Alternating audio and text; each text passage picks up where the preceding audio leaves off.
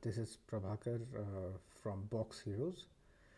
So this is my first video that I've made around deployment strategies, which I want to present about.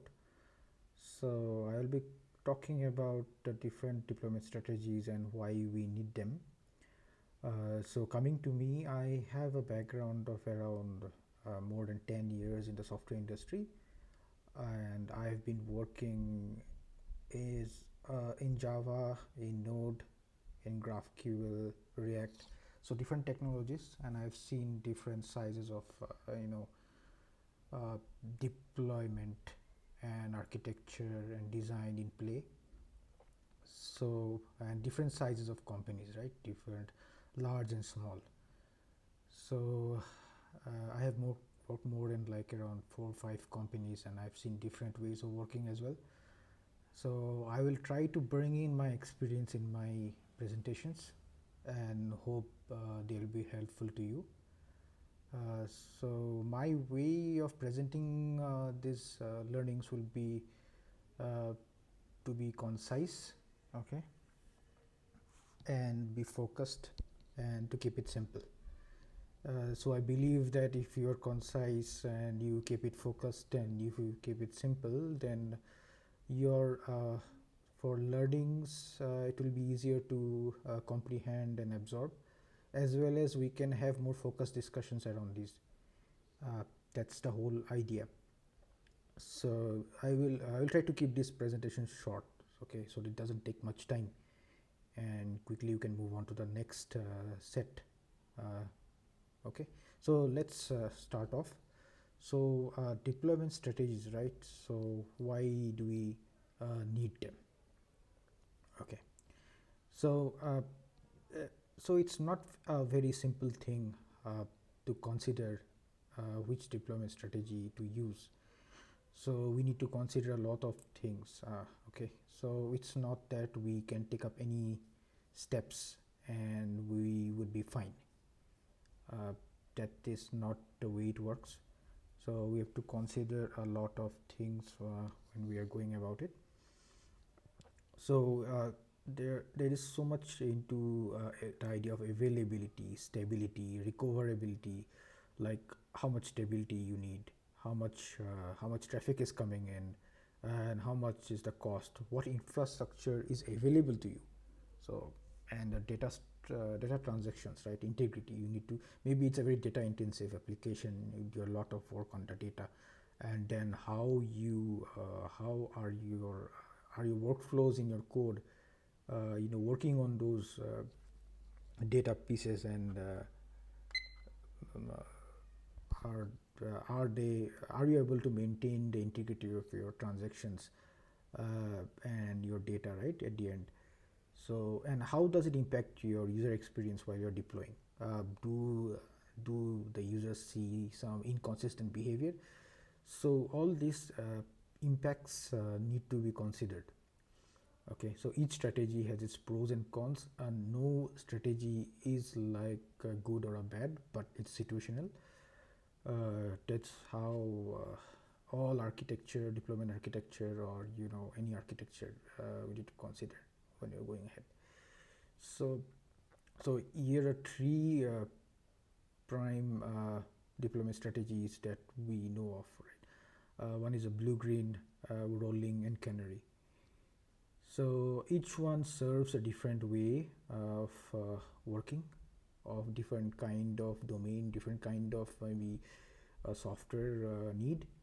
Okay, so blue, green would be mostly that you would see is maybe in major releases, okay, where we have where infrastructure is not a constraint, cost is not a constraint, and you want to be very sure that only when the new version, new environment is fully ready, functional, and ready to serve customers, only then you move that. So it's a very large change, major releases. So there is little relevance between the two parallel versions that you might want to run. So it doesn't make any sense. So you'd only keep one version at a time out there. Okay. So there is also a rolling release. Okay, so this is more useful for regular release cycles. Okay, and it should be, you only see incremental changes, you don't see much very large change. Okay, so it doesn't change the way you work with your transactions and your data. It doesn't have much change, so the impact of your incremental release does not like have little side effects. So you can go with parallel uh, versions being available on your instances as you go on, right? One instance at a time. Okay, so canary release, it's very much a more sophisticated way of releases, which gives you some buffer area to, you know, hold back your release. If something is wrong, you can go back, fix it, and come back and, you know, continue with your release. So it gives you a benefit of a rolling release use case. Okay, but also helps you to manage with your error scenarios. So so we will dig deeper into these different strategies, and there are other strategies as well. Okay, so uh, maybe there's but they are very good to note, so we can discuss them later, and we will dig deeper into these uh, what you say, these deployment strategies as we go on. So I will try to come up with a video very soon which would take one of these really deployment strategies one at a time, and we will try to discuss them in detail. Okay, so how they work.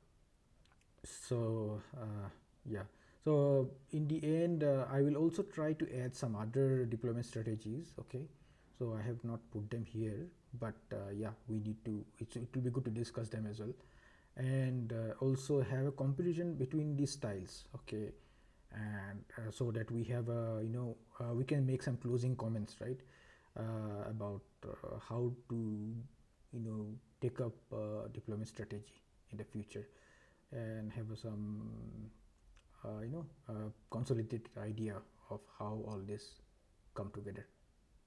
Okay, so that would be all from me.